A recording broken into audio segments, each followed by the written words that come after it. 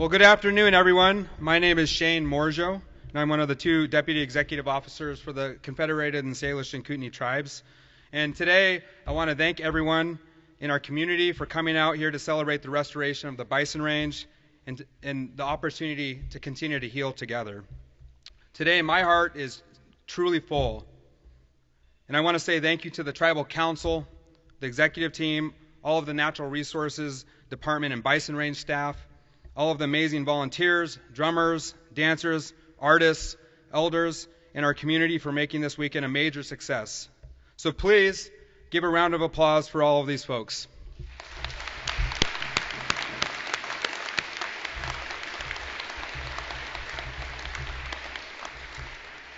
And with that, at this time, I would like to ask our esteemed elder, leader, and actor, and lifelong Salish teacher and cultural advisor, Johnny R. Lee, to come up and open our event up with some remarks and a prayer.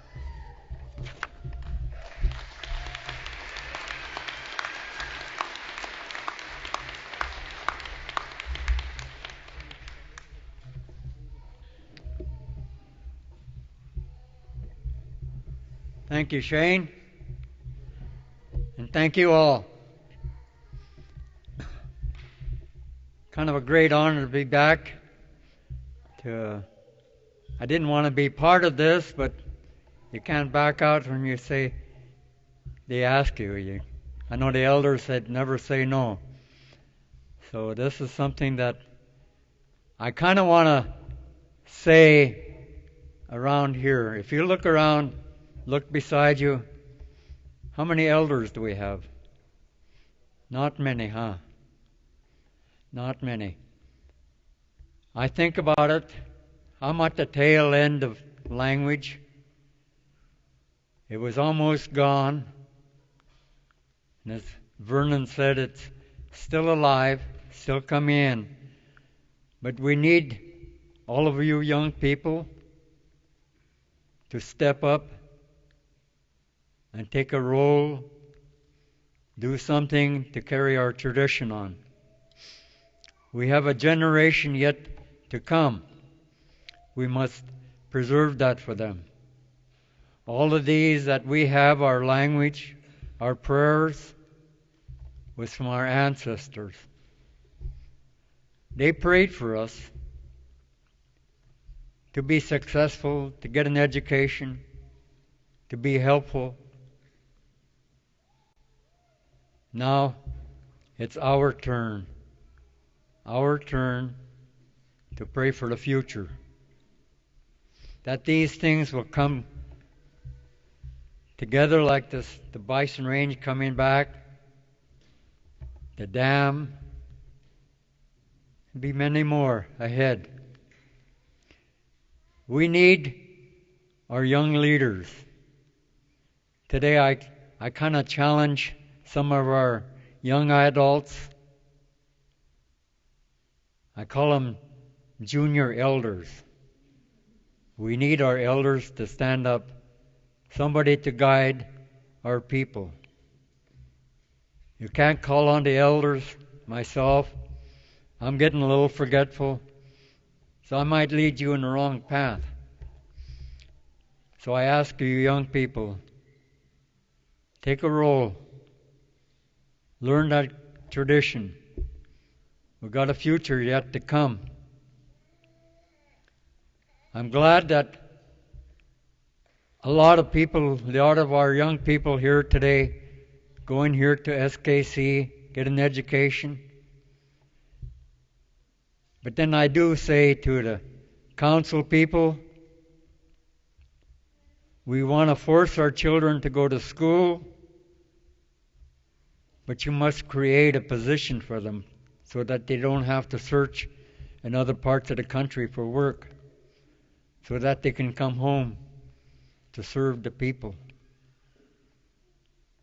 They should create a spot for them, a chair open for their education when they graduate. So it's a great time for the animal spirits from the creation story that they prepared the world for us. They were here before the human beings. They had their big meeting when the time of the humans were to come. And they moved to the mountains. They said, "Well, look, we'll wait for the young people to find us." It was from all of our people, that they sent their children up, 12 years old, on a vision quest, without weapons, without food, on a vision quest, in hopes that some animal in there will take pity on this young person, to give him a gift, a song that will remain with this person for all its life. I gave a presentation at a school in Missoula, non-Indians, and they were all kind of joking around, laughing around, looking at each other. And one of the boys, he raised his hand. He says, "How come that Indians always have names of rabbits or elk or bear?" And it's kind of hard to explain to people. This was our way a long time ago. When the animals separated, go their different directions, they waited for human to come and find them, so that they become their guardian spirit to help them in healing. And along came the boarding schools. They took our children away. When they came back, their hair was cut. They were forced to speak a foreign language. Through that, we sort of lost a lot of our identity. People were ashamed to be Native American. And from that, we started losing our elders. Along with it, they took the language. But I'm seeing a future that's coming back with the young people, the young children.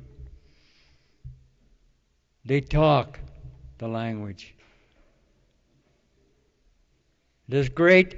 At one time I had doubts that our culture was going to die and everything. I had my doubts that it wasn't going to survive. But there was a movement throughout the country, Indian country. The Spirit saved us from destruction, and find our roots and hang on to it, to be proud of who we are. With your education that you're getting today, it'll be good for the two worlds, the non-Indian, Indian world, where you can make it blend together. All is the same. If had it been our neighbors that came in and grabbed the lands, had they kind of took to heart and accepted our ways, not condemned our ways, I think our worlds would be like that today. It's good to have both worlds. Good to be there. And that's part of my prayer here today. That song, with that buffalo song. When I was in Washington, I'd come back home, coming over River Valley, going over the hill. I'd see buffalo on a side hill. I'd sing the song, the buffalo calling song. And in my heart, I was praying for our people. Then all of a sudden I get news. Whoa. We got the land back. I thought, man, that song is powerful.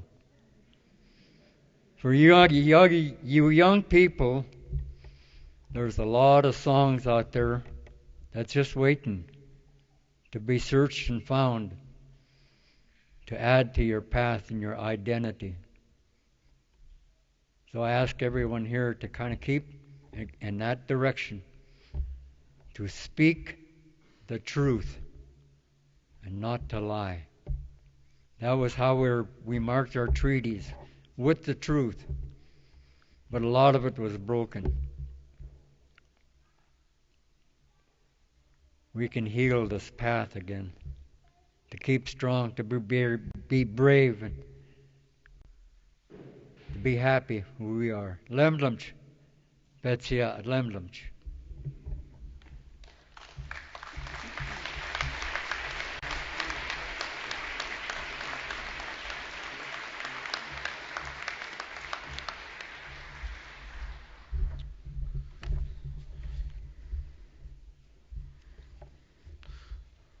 At this time, I'd ask our Mission Valley Honor Guard and Veteran Warrior Society to come up and post our staff and colors. And I'd ask everyone to stand and take off your hats for our flag song with Chief Cliff Drum.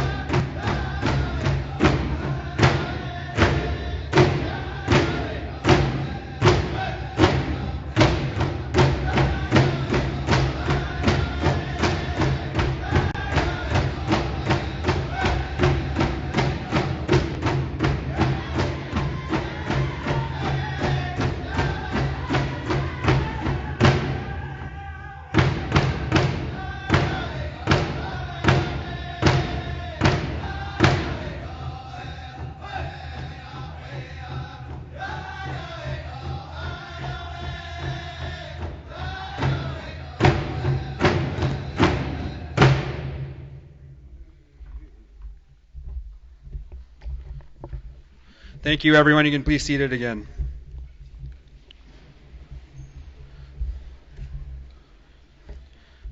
I want to thank the Mission Valley Honor Guard and our Veteran Warrior Society for your service, and all our veterans and all our active service members. And I want to thank you to the Chief Cliff Drum for helping us out with our flag song today and our victory song. And at this time, I'd like to move forward into the program and introduce our first speaker, CSKT Tribal Chairman Tom McDonald. Chairman McDonald grew up right here on the Flathead Indian Reservation, raised by two amazing people, Sherry McDonald and CSKT legend Joe McDonald. He has spent the last 40 years working and setting the standards for responsible resource and fish and wildlife management, not only for the Confederated Salish and Kootenai tribes and Indian country, but all across the nation. So with that, please welcome Chairman McDonald to the podium.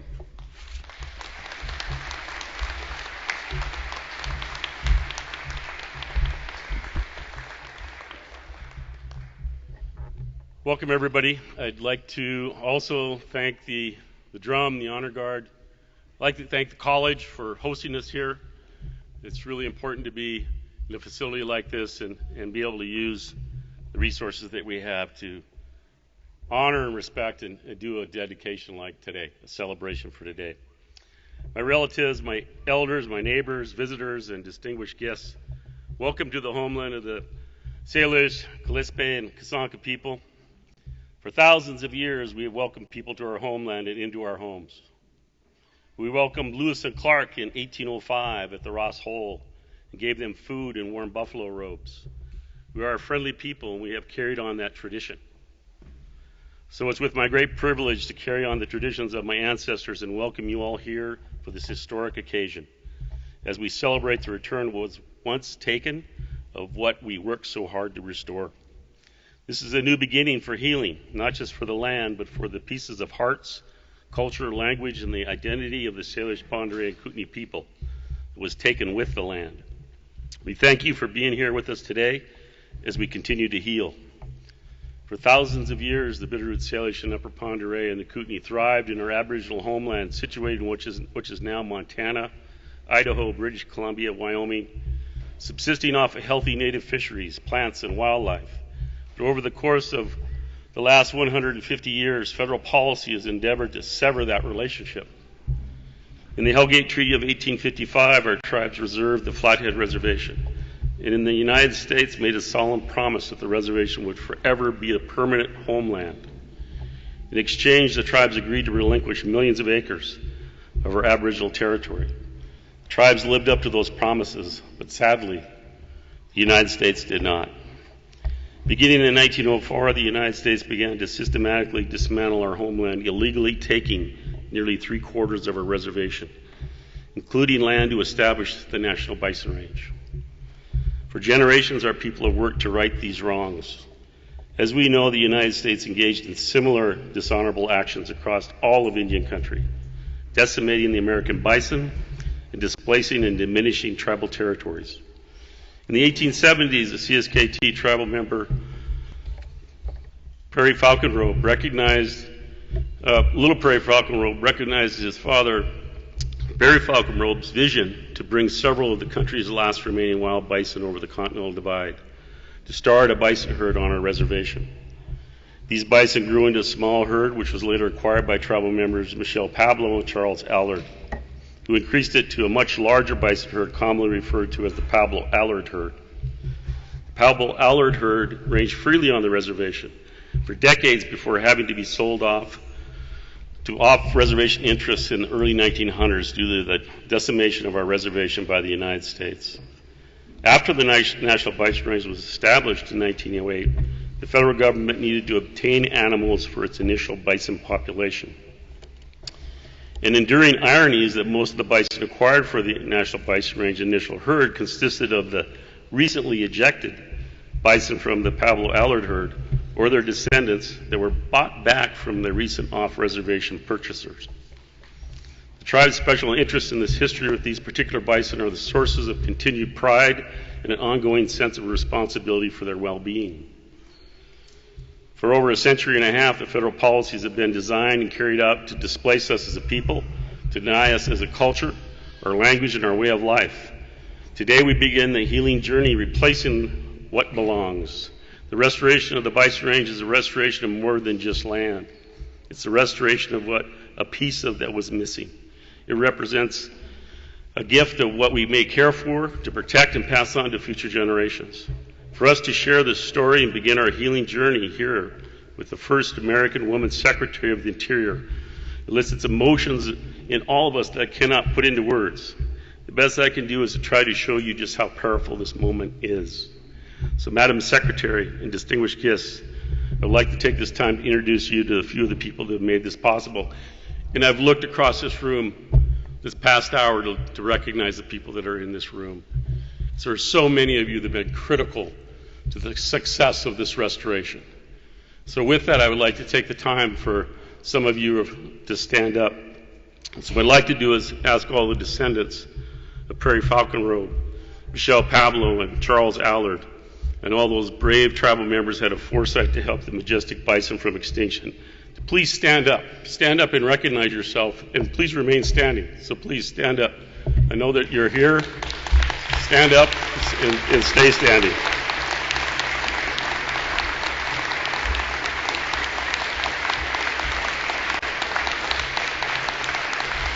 Would all of you that have worked or volunteered on the tribe's effort on the restoration and co-management of the Bison Range, please join those that are already standing. So those that have worked on it and volunteered in the efforts for the restoration, please stand up. You know who you are. Please stand up.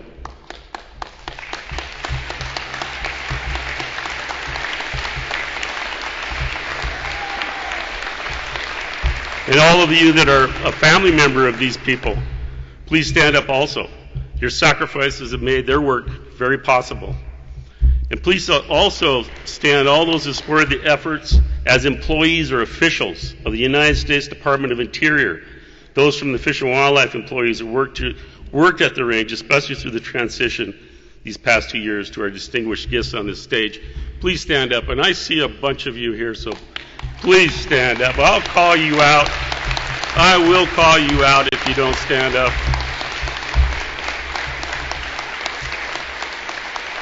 Would all those that are guests from conservation organizations, those NGOs that are here today, that help support the efforts over the decades, also please stand up. And I know there are some of you in the room that are party to that are still here. I know you were attended today. Please stand up.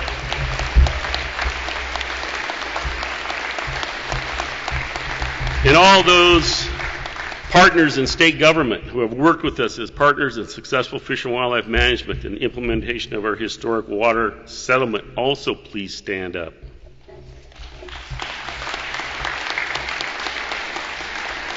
This day would not be possible without the support of Montana's current and former congressional delegation. With the representatives of Montana past and present congressional delegation, please stand. Go up there. Thank you. Well, all those people who have worked to help preserve and protect the tribe's sovereignty, culture, language, heritage, whether you've been employed by the tribal culture committees, natural resource department, or legal department, or any other tribal program, please stand up as well. There is a lot of you in the room. Please stand. Please stand. What I would like to do is thank each and every one of you, because we're all part of the family. We're all part of the team that made all of this so possible. And without you, this would not have happened. And I really can't thank you as much. So thank you so much. So Madam Secretary, Assistant Secretary Newland, Director Williams, Lieutenant Governor Juris, these people standing before you today, and the hundreds of others who are not able to be with us, that were here yesterday and maybe earlier, worked tirelessly for this day to happen. They worked because they wanted to restore what was lost. Allows us for healing. With you here today, we begin that healing. So thank you all so much, and thank you for being here. Please sit down.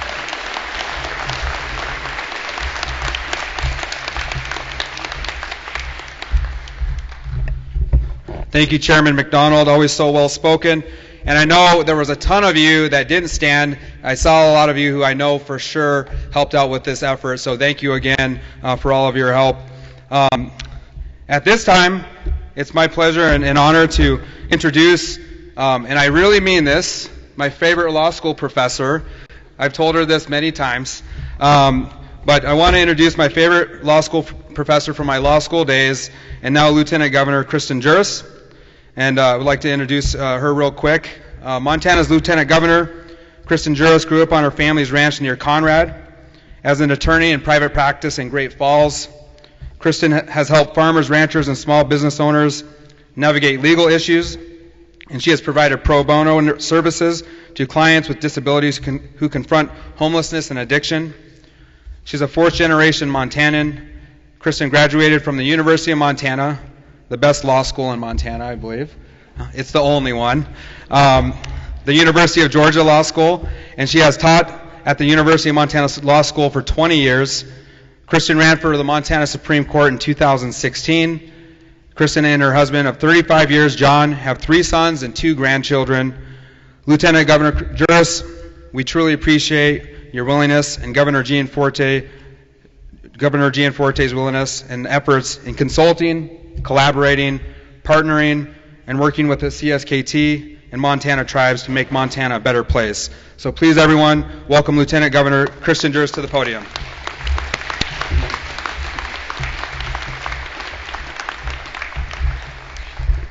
Thank you, Shane. I think Shane and I hit it off because his eyes opened wide our first week of law school when I wanted the students to understand property law. We had to start at the beginning. These tribes were here first. And how did it happen, the situation today? So we read the Hellgate Treaty and spent several weeks there, and that gave me such a deep understanding of your tribe's history. And it makes it so meaningful to me, such a privilege to be invited to share with you this incredible celebration, this day of rejoicing.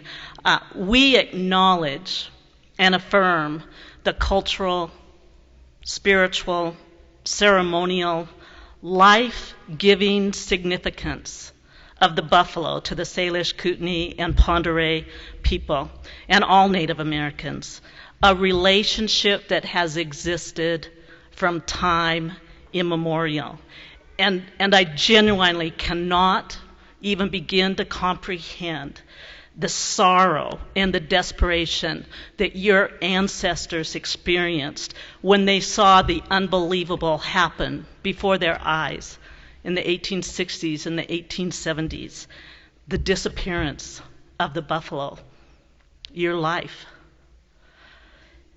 Today we are here to honor the vision, the foresight, the wisdom, the courage of your ancestors, and in particular Atatasi and his son Shlatate. Can you imagine what that was like to have come from your hunting grounds on the eastern front of the Continental Divide and to have brought back a handful of orphan calves? Can you imagine that journey? Certainly God's hand was upon him. And for all of you in the room, and especially the young generation that is here today, that was a young man who brought those orphan calves back. Never, ever underestimate the impact that a single person can have on their people, their community, and their future generations.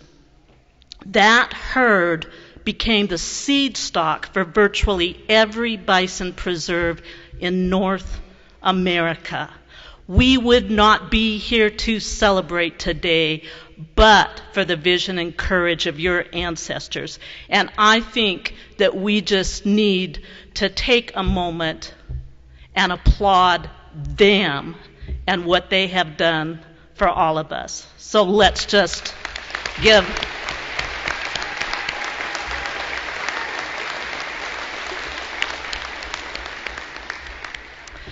The governor and I are excited to see the opportunities before you. Your tribe has been a model for conservation. Your tribe has just so successfully pursued management under the Self-Determination Act, has done the first to establish a designated wilderness area. You've restored bighorn sheep, the trumpeter swans, and we have no doubt that your tribes are going to do wonderful things with the ownership and management of this range. You're going to improve it. You're going to create new job opportunities. You're going to bring more people here, not only for the benefit of your tribes, but for your neighbors, for all of us. And we thank you for that. And I just want to close by saying, in my faith tradition, we believe that God created a God-shaped hole in each of our hearts and that we're restless until He fills them. Well, I personally believe that God created in your people a buffalo-shaped hole next to the God-shaped hole. And today it is filled. God bless you all.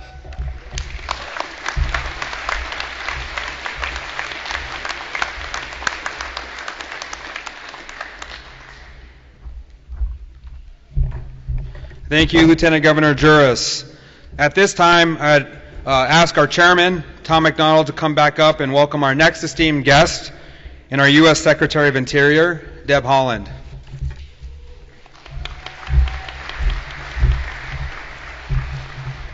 Well, you know, this is almost exciting for me as everything else, but to think that we have today to help us celebrate this fantastic day, this fantastic year for us, is we have the first Native American Secretary of Interior here visiting us, respecting our tribe for this day. Not only that, she was the first Native American woman in Congress. So please let us a big round of applause for my hero, Secretary of the Interior, Deb Haaland.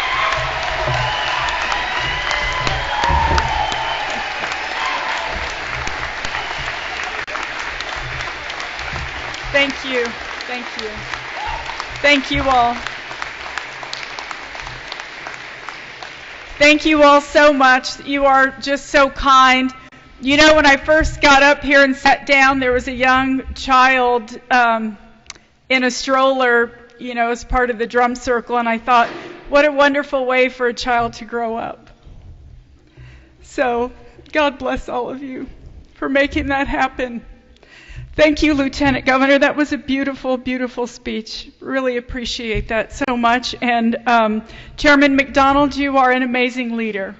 And I've enjoyed spending the entire day with you today. So thank you so much for sharing your people, your knowledge, your experience with all of us. We've been very proud to spend that time with you today. Thank you. Thank you very much. My goodness, I'm really happy to be here. Gwatsi Halpa Duhinamet Etsatuitza Shui Mihanu. I am so grateful to join the Confederated Salish and Kootenai tribes, community members, our many partners for this historic celebration.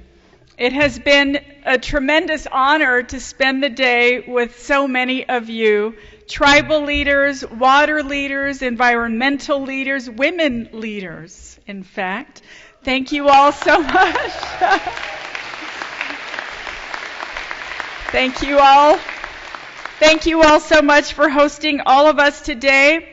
As we gather on the ancestral homelands of the Salish, Shoshone, Crow, and Cheyenne people, I cannot help but imagine what this area looked like before European contact, when vast herds of bison roamed the plains and the foothills of the mountains, when our indigenous ancestors lived on this land alongside the plethora of animals, and they each respected their place in the balance of nature, relying on them for food and subsistence, and with the belief that future generations would also rely upon that important relationship.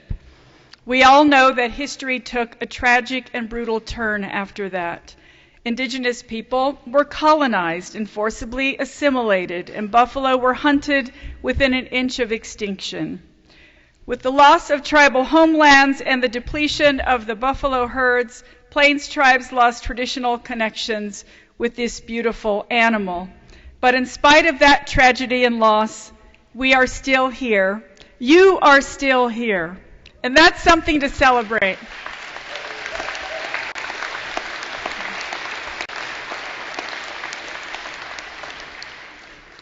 Today's celebration is a culmination of Native peoples' resilience, conservation efforts guided by Indigenous knowledge, and the Biden-Harris administration's commitment to honor our trust responsibility and treaty obligations to our nation's Indian tribes. When our wildlife management and conservation efforts are guided by Indigenous knowledge developed over millennia, we all succeed. The return of the Bison Range to these tribes is a triumph and a testament to what can happen when we collaboratively work together to restore balance to ecosystems that were injured by greed and disrespect. I am so proud. I am so proud to lead this department and very proud of the work that the U.S. Fish and Wildlife Service has done to restore buffalo population and honor CSKT's traditional hunting practices. Together, all of you made this happen. I saw everyone stand up because everyone has a part in this amazing day today, so congratulations to every single one of you. In the face of a changing climate and a changing world, we have much to learn from Indigenous communities, and I am confident that the future is bright for the little calves just learning to walk this spring, and for the generations of CSKT members who will be reconnected with their ancestral traditions over the decades. Our country is better when we work together, and communities thrive when we have respect for nature and all that it has to offer us. Today represents a return to something pure and sacred. Thank you for having me here today and allowing me to join in this celebration. Dawa, thank you so much for all of you. I appreciate it very much. Thank you. Thank you.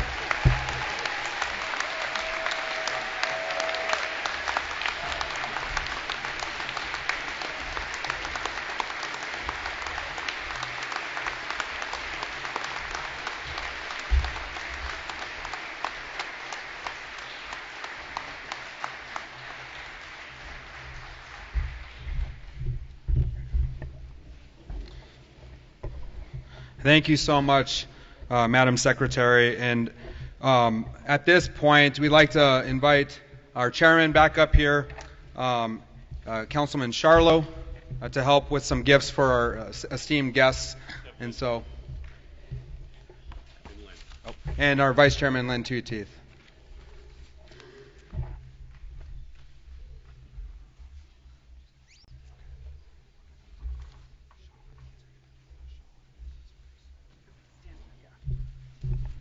All right, you guys can come on up. We're going to do our first gift to Secretary Haaland.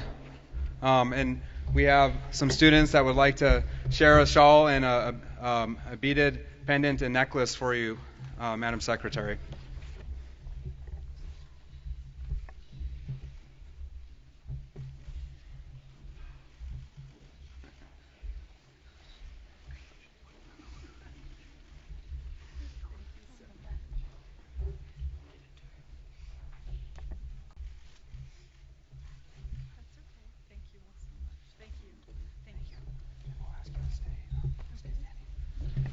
All right, from here, I'm going to hand it off to the chairman and our team to, we're going to ask Lieutenant Governor Juris to come up, and if you would, take a stand on the other side of the lieutenant, by the secretary.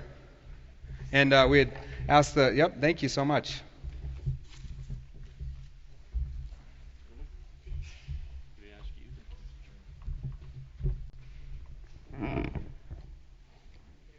Lieutenant Governor, we want to honor you with this blanket on behalf of the respect you've given the tribes, your inclusiveness for the tribes. We appreciate it. Your words today, being here demonstrates a lot. So thank you so much.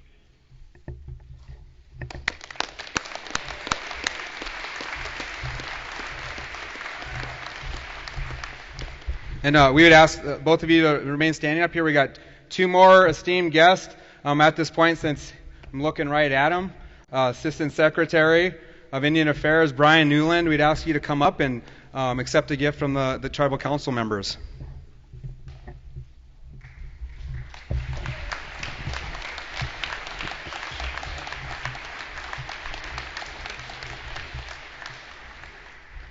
Lemlep's Brian Newland, you know, my cousin. Brian's a Ojibwe, you know, and one of my grandmothers is Ojibwe from Minnesota, so I always got to say, go Ojibwe, you know. But anyway, Brian has been a great representative for Indian country in his duty as Assistant Secretary. And done wonderful work for us so far. Played a key role in the water implementation, you know, the compact, and so many different things. So we look forward to the working relationship with Brian. So thank you so much.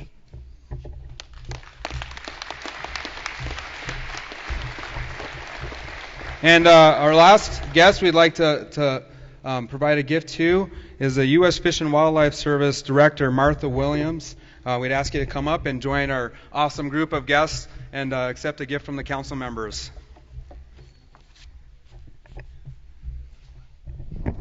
Martha's another one of our great friends. Martha's, I call her a Montanan, and she was the director of Montana Fish, Wildlife, and Parks, and worked, of course, at the law school also here, the great school of law. Anyway, Martha's been a great advocate for the tribes, a great supporter, and I can't say enough about her work. Her collaboration with us as when she was in the state of Montana working with the tribes can't be overstated. So thank you, Martha, so much. Thank you for your help.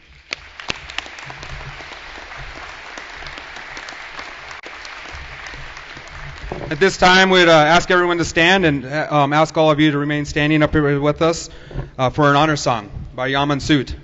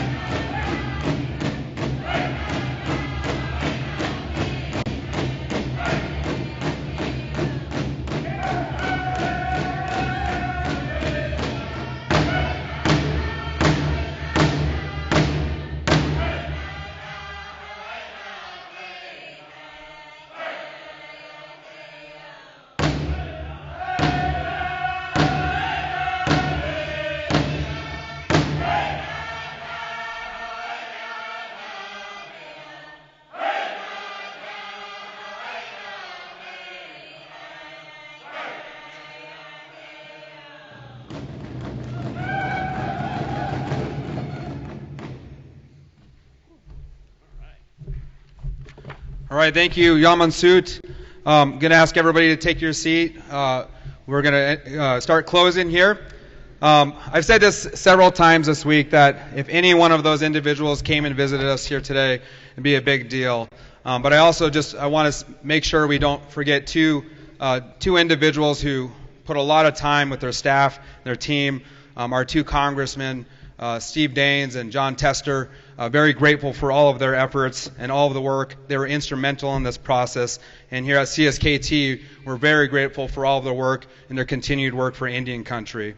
I also before we end, I know things people scurry off, so I just wanted to be sure to remind folks on the stage, this group on the stage, we're going to take a group photo over in front of the teepee right after we get done here. So please venture over there so we can take a photo together.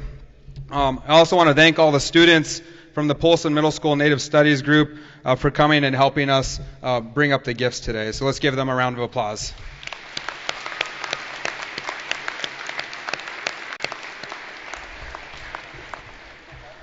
So we're reaching the end. We just have one more individual to help us close out today.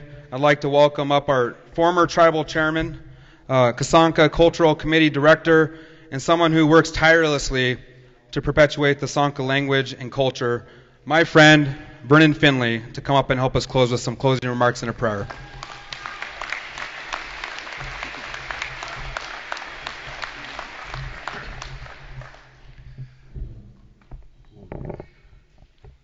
Got to turn this up a little bit here.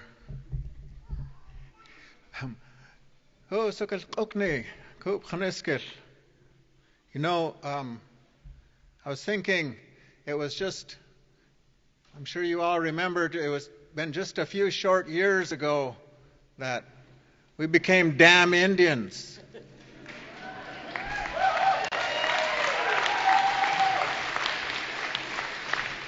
Like Darren Thomas said, now we are Buffalo Nation. So all right.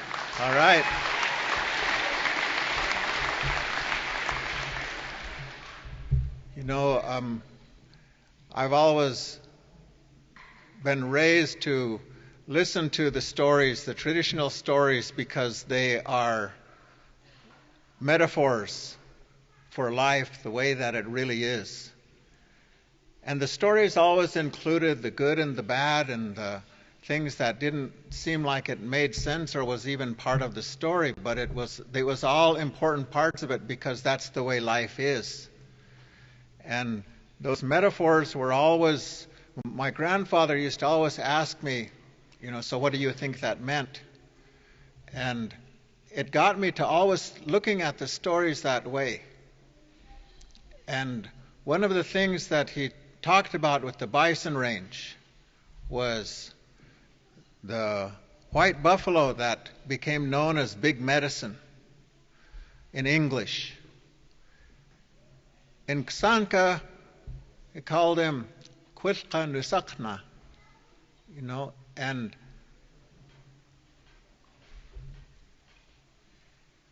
there was a lot of meaning behind his presence there. He was born in the 30s.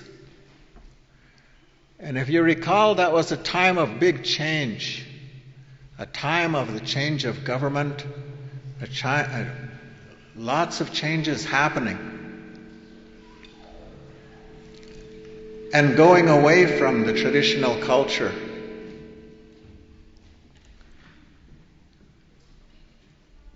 So he was born at a time to symbolically hold on to it for us. He was holding on to it for a day that it would start to come back. And the Kasanka people were very aware of that. That's why they gave him the name Quilqa Nulakna. You know, Quilqa Nasukin. I take that back. His name was Quilqa Nasukin. You know? And so he held on to it for us throughout his life, because Today was coming. And as a part of all of that, what happened was a rebirth and a regrowth of the culture. The culture started to come back. There are some other stories that are specifically about the coming back of our traditional culture and our traditional ways. And we see it happening. We see it happening.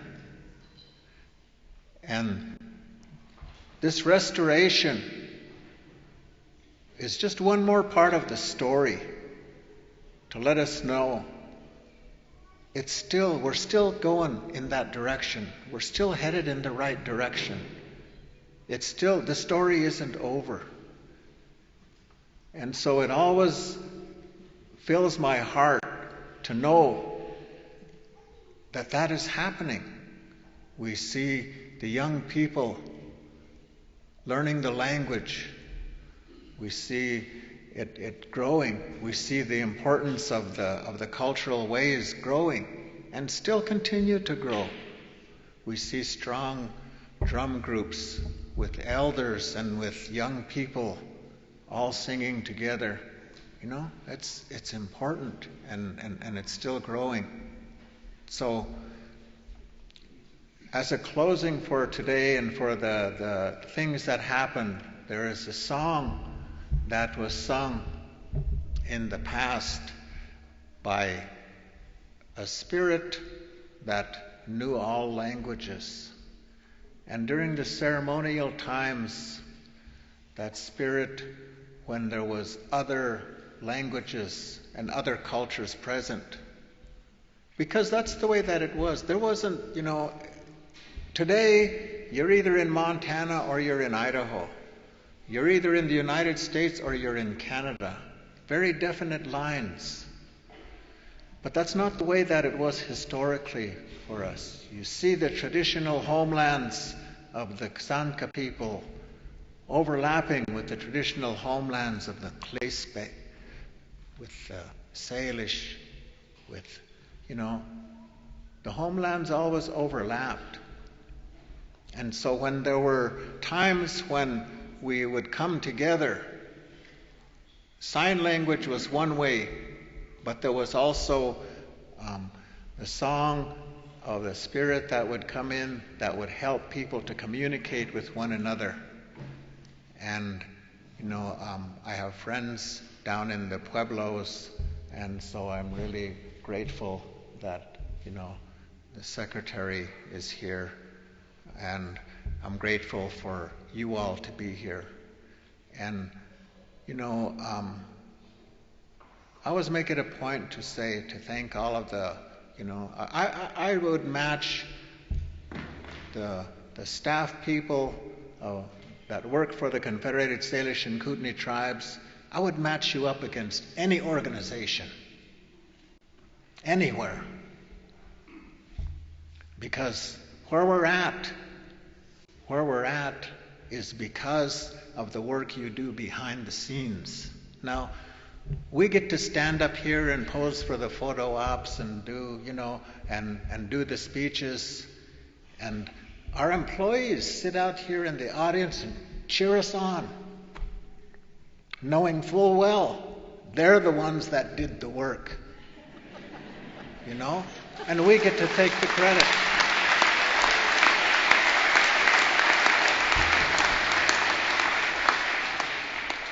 So with that, I want to say thank you to all of you for the work that you do, and thank you, and I would offer this song as thanks, and for all of us coming together. Hey.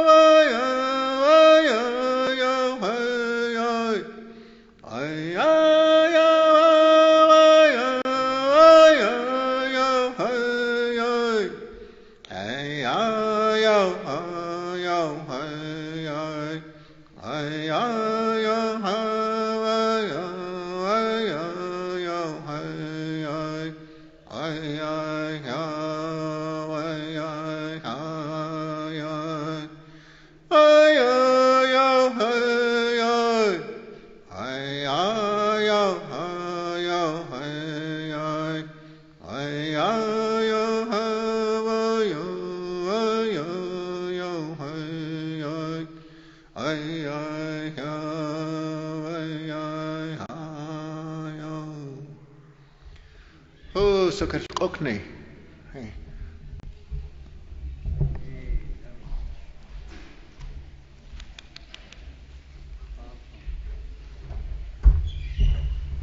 All right, thank you, everyone. Ooh, you are a lot taller than me. Yaman Sue is going to help us out of the building with Home Sweet Home. So thank you, Yaman Sue, again.